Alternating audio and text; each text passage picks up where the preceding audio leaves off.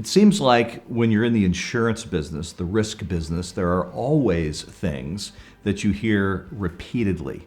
They're like greatest hits of things that people say, I don't understand this.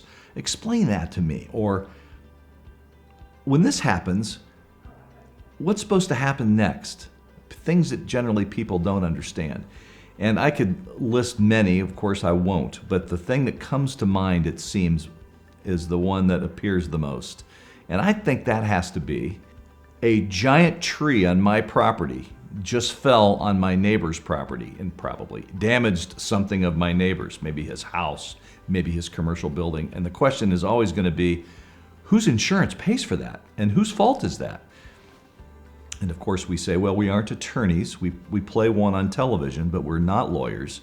But it's typically a matter of law that unless there's negligence involved on the part of the property owner whose tree fell, and there are different ways of establishing that, but that's often not the case, the negligence piece. It's often that there isn't negligence on the part of the, we'll call it the tree faller. That's a funny way to put it. So because there's no negligence, it's interesting that no matter how much property is damaged next door, it's as if something fell out of the sky from the perspective of insurance coverage.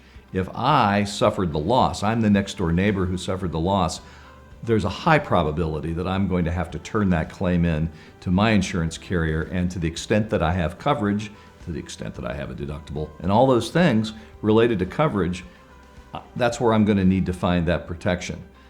Then it comes to the debris removal piece, of what about cutting up the tree?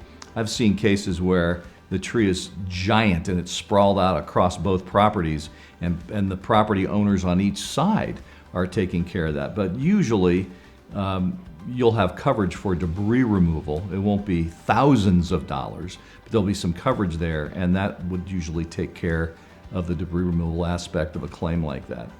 How is it going to be different than that? How is it going to be, there is negligence involved?